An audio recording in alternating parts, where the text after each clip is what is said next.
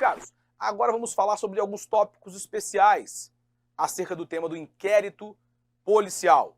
Vamos então para a tela. Primeiro, começando aqui com o tema da atuação do advogado na fase pré-processual, na fase de investigação criminal, né? E o primeiro ponto importante é a respeito do acesso do advogado aos autos do inquérito. E aí não tem como a gente falar desse tema sem trabalhar a súmula vinculante 14. Né? Súmula vinculante 14, claro, do STF, né? O STF que edita súmulas vinculantes. Vamos lá. É direito do defensor, no interesse do representado, né, do seu cliente, ter acesso amplo aos elementos de prova que, já documentados em procedimento investigatório realizado por órgão com competência de polícia judiciária, por exemplo, inquérito policial, né, digam respeito ao exercício do direito de defesa. Então, basicamente, é direito do defensor, no interesse do seu cliente, ter acesso amplo aos elementos de convicção já documentados na investigação criminal, no inquérito policial, no PIC, enfim, tá? Logo, realizada uma diligência na investigação criminal, e aquela diligência já se tornando um elemento de convicção nos autos do inquérito, o advogado vai ter acesso àquilo ali. Então foi ouvida uma testemunha, foi realizada uma perícia, e aquilo ali já está documentado nos autos do inquérito policial, se tornou um elemento de convicção, o advogado vai ter acesso àquilo ali, acesso amplo a esses elementos. O que o advogado não terá acesso, é bom frisar, é em relação àquelas diligências que ainda serão realizadas ou que já estão em curso, mas não terminaram, né, estão em curso ainda, e cujo sigilo em relação à defesa seja necessário para o sucesso da medida. Então, eu costumo dar o exemplo, né, daquela interceptação telefônica judicialmente autorizada que está acontecendo, estão grampeando lá o telefone do investigado. A defesa, meu caro, claramente não vai ter acesso a isso daí. Ela não vai ficar sabendo que a diligência está acontecendo. Porque se ela tomar conhecimento da existência daquela interceptação, ela fatalmente vai prejudicar a medida. Ela vai, de algum jeito, falar lá, o defensor com o seu cliente, né? Olha, estão te grampeando, cala a boca e tal, enfim. Não vai ter acesso. Ou vai acontecer uma busca domiciliar na casa do investigado para apreender lá alguns objetos, enfim. O advogado, o defensor vai ficar sabendo? Claro que não. Quando você realizar a diligência, tiver lá bonitinha a certidão da realização da diligência, o auto de apreensão, tudo certinho, e aquilo ali for documentado nos autos do inquérito policial, já como um elemento de convicção no bojo do inquérito, aí sim o defensor terá acesso. Mas antes não, senão ele vai prejudicar aquela medida. O sigilo nesses casos é necessário até que se finalize a diligência, só então o defensor terá acesso. Maravilha, senhores? Então cuidado com este ponto relativo à súmula vinculante 14, direito de acesso amplo aos elementos de convicção já documentados nos autos do inquérito policial. Vamos adiante? Bom, continuando aqui o nosso estudo, tem uma previsão legal hoje, tá? Incluída aí pelo pacote anticrime, a Lei 13.964, que é a do artigo 3º-B, inciso 15, né? Que é uma competência do juiz das garantias, né? Assegurar prontamente, quando se fizer necessário, o direito outorgado ao investigado e ao seu defensor de acesso a todos os elementos informativos e provas produzidos no âmbito da investigação, salvo no que concerne as diligências ainda em andamento, né, e cujo sigilo seja necessário para o sucesso da investigação. Então, o pacote anticrime, ao tratar da figura do juiz das garantias, no artigo 3º-B,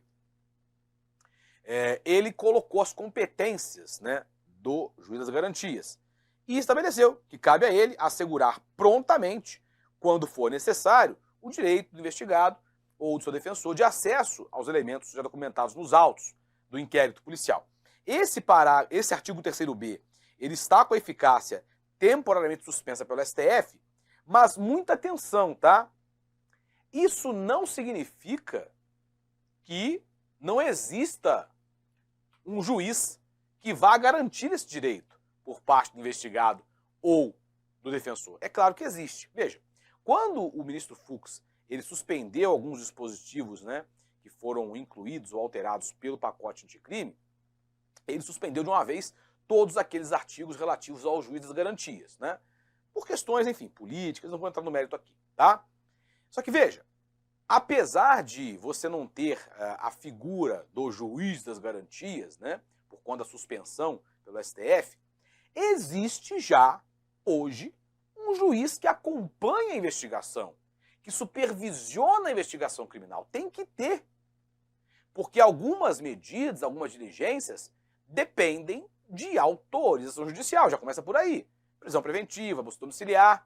Então já existe um juiz que acompanha a investigação, deferindo certas medidas, acompanhando ali a investigação criminal, supervisionando a atividade investigatória.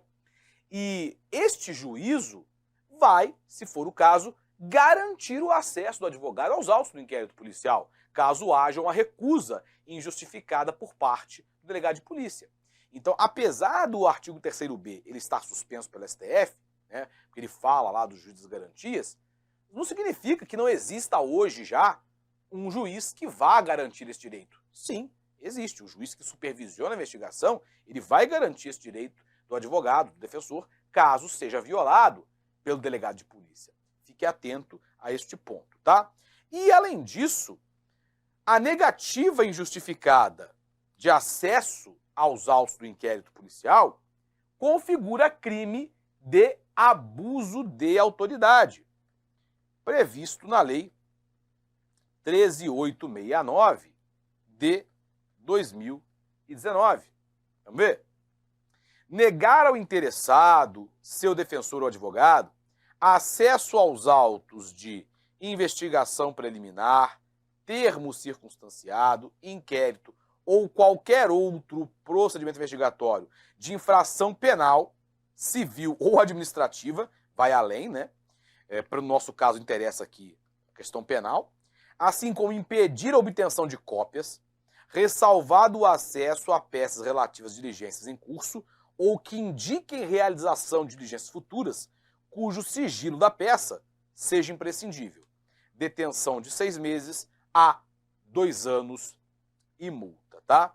Então, essa negativa injustificada, ela configura crime de abuso de autoridade. Artigo 32 da nova lei, nova entre aspas, né? Já tem alguns anos. Nova lei de abuso de autoridade. Maravilha, senhores. Atenção também a este ponto, que ele pode eventualmente aí, né, ser trabalhado. Vamos lá. O investigado deve ter acesso a todos os elementos já documentados nos autos do inquérito policial, ressalvados diligência em andamento, cuja eficácia dependa do sigilo. Tentem aí.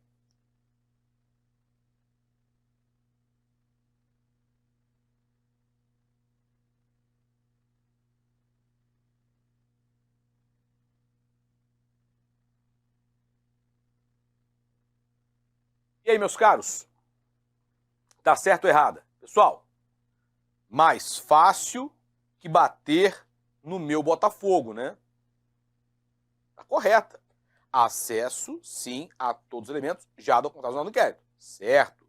Ressalvar as diligências em andamento, cuja eficácia dependa do sigilo. Falamos sobre isso, né? Súmula vinculante 14. Esse acesso aos autos também está no Estatuto da OAB. Podemos combinar isso aqui também com a previsão lá do artigo 32 da Lei de Abuso, que nos dá um norte, né, do que pode ser negado e o que não pode. Artigo 32 da Lei 13.869, que é a Lei de Abuso. Então, tá correta a assertiva, né? Tá certinha. Vamos adiante.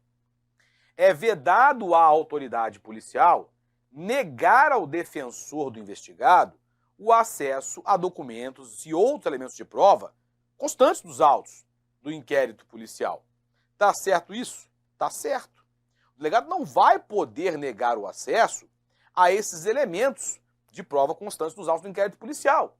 Ele só pode negar, e isso deveria estar expresso na questão, né? Só pode negar se for relação a uma diligência que está acontecendo, que vai acontecer e cujo sigilo dependa, e cuja eficácia dependa do sigilo, né? Então tá correto, o delegado não pode negar, é vedado negar. É proibido proibir, né? Como diria a música. Portanto, está correta a questão, está correta a assertiva.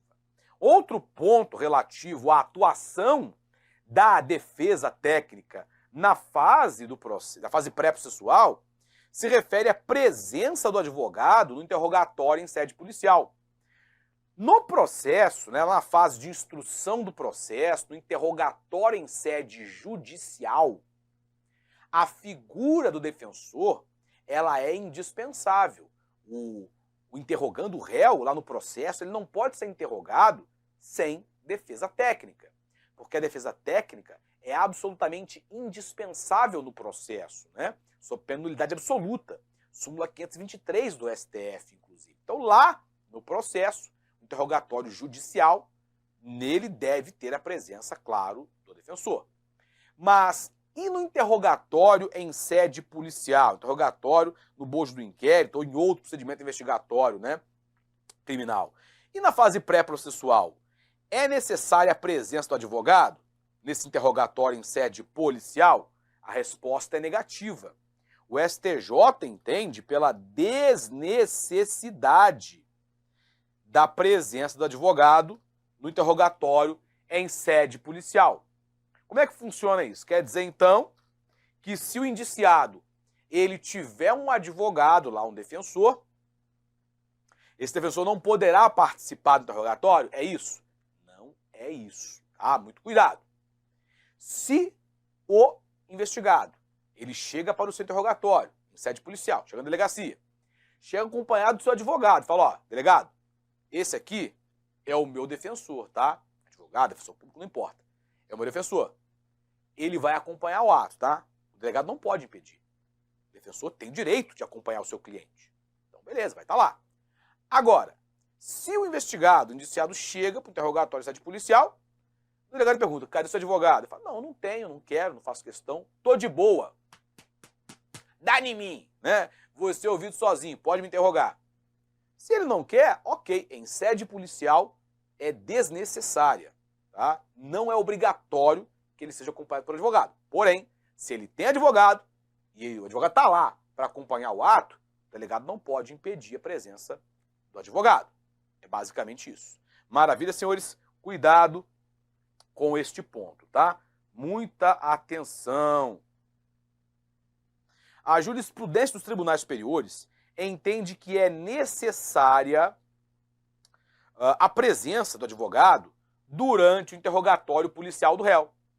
Meus caros, acabamos de falar sobre isso, né? É necessária a presença do advogado no interrogatório em sede policial?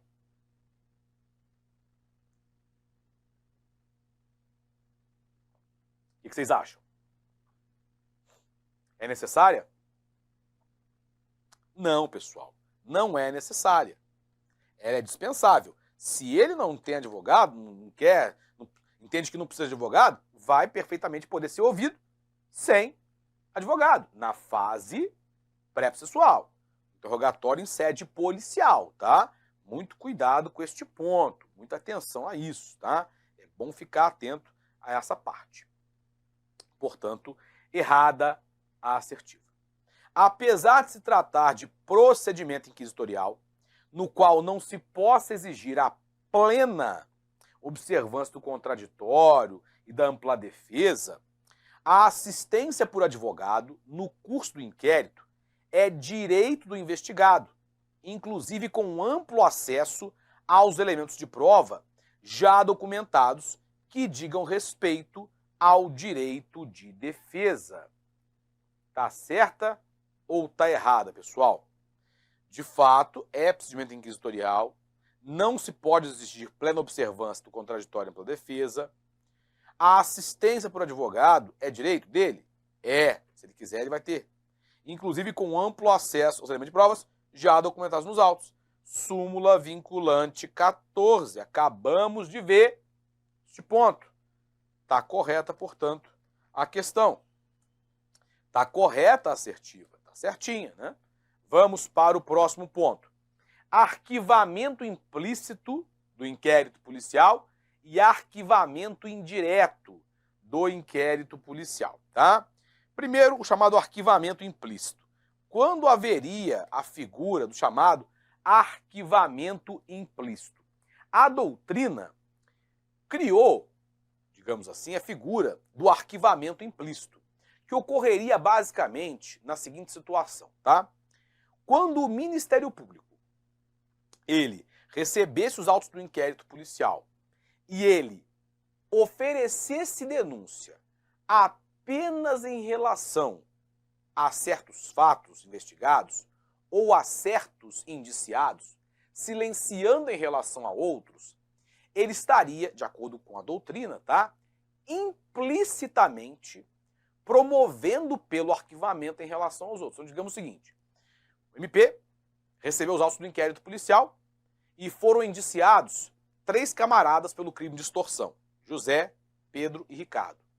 O Ministério Público, ele ofereceu denúncia apenas em desfavor do José, silenciando, ele não pediu arquivamento, silenciando em relação ao Pedro e ao Ricardo. Não falou nada. De acordo com essa parcela doutrinária, haveria aí uma promoção implícita de arquivamento em relação ao Pedro e ao Ricardo. Ora, já que ele denunciou só o José, ele está implicitamente promovendo pelo arquivamento em relação ao Pedro e ao Ricardo. Basicamente isso, que é a estrutura da tese do arquivamento implícito. Eu pergunto para vocês, esta tese que é doutrinária, ela encontra eco no STJ e no STF? Não. O STJ e o STF, eles rejeitam a tese,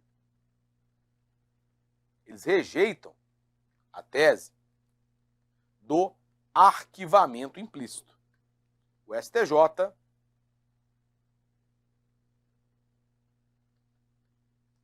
e o STF, eles rejeitam a tese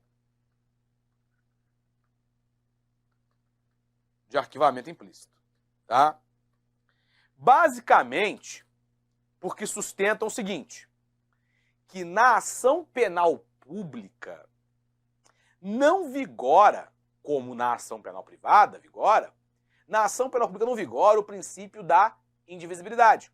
Ou seja, o MP ele poderia sim denunciar só um dos infratores agora e não denunciar os outros, porque ele entende que faltam elementos em relação aos outros. E aí continuar as investigações em relação aos outros e futuramente incluí-los no processo, enfim, né, ele poderia fazer isso.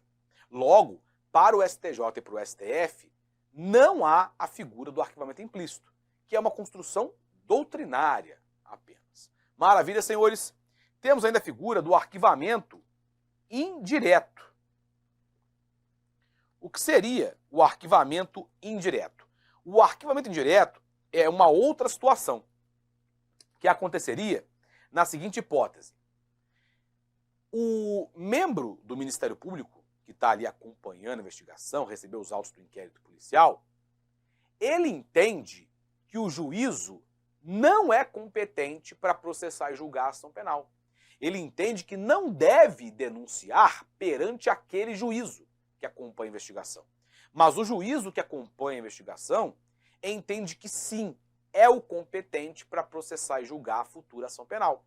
E como o MP ele não denuncia perante aquele juízo, pela suposta incompetência do juízo, o juízo, entendendo ser o competente para julgar a demanda, ele compreende que essa negativa de oferecimento de denúncia pelo MP é um pedido indireto de arquivamento e, portanto, recebe aquela manifestação como se fosse uma promoção de arquivamento.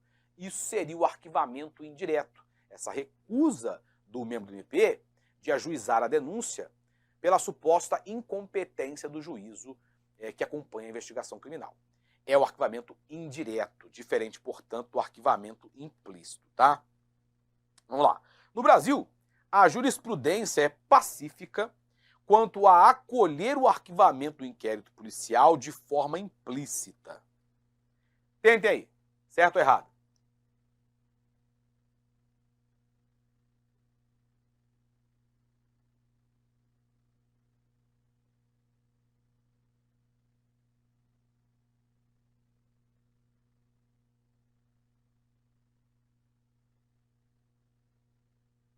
E aí, pessoal? A jurisprudência é pacífica em admitir, acolher a tese do arquivamento implícito, é o contrário. Ela é pacífica quanto a rejeitar a tese do arquivamento implícito. Maravilha? Você vai encontrar eco em favor do arquivamento implícito na doutrina, não na jurisprudência. É falso.